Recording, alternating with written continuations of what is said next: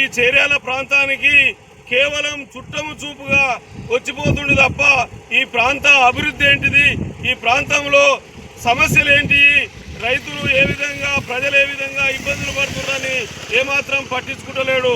అతను గెలిచి ఇప్పటికి 9 నెలలు అయింది. వెంటనే పల్లా రాజేశ్వర రెడ్డి ఎమ్మెల్యే గారు ఈ బ్రిడ్జి నిర్మాణం పనులను శ్రద్ధతోని పట్టించుకోవాలని చెప్పి మేము సిపిఎం పార్టీగా డిమాండ్ చేస్తున్నాం.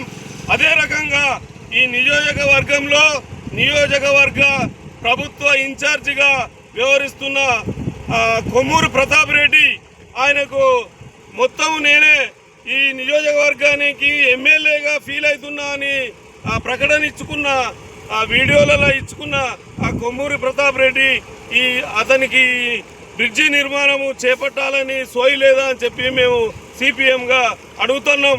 వెంటనే ఈ ప్రాంత అభివృద్ధి మీద ఏమైనా చిత్తశుద్ధి ఉంటే ఇటు పల్లా రాజేశ్వర రెడ్డి కానీ ఈ కాంగ్రెస్ పార్టీ ప్రతినిధిగా ఇన్ఛార్జిగా వ్యవహరిస్తున్న కొమ్మూరు ప్రతాప్ రెడ్డి వెంటనే దీని మీద దృష్టి పెట్టాలి. బేషరతుగా మేము సిపిఎంగా మేము వాళ్ళని ఇద్దరిని ఇవాళ డిమాండ్ చేస్తున్నాం. ఇద్దరు శ్రద్ధ వహించాలి. అదే రకంగా ఆర్ఎండ్బి అధికారులు ఎక్కడ పోయినరు, ఆర్ఎండ్బి అధికారులు ప్రభుత్వం ఎక్కడ పోయింది, ప్రజలు ఇన్ని రోజుల నుంచి ఈ బాటసారులు ఇబ్బంది పడుతుంటే ఏం చేస్తున్నారు అని చెప్పి మేము సిపిఎం పార్టీగా డిమాండ్ చేస్తున్నాం. ఈ లేని పక్షంలో సిపిఎం పార్టీ ఈ రోడ్డు పంటి వెళ్ళే గ్రామస్తులందరినీ ఏకం చేసి రాబోయే రోజుల్లో పెద్ద ఎత్తున ఆర్ఎండ్బి అధికారుల ఆఫీసును ముట్టడిస్తామని చెప్పి మేము ఈ సందర్భంగా హెచ్చరిస్తున్నాం.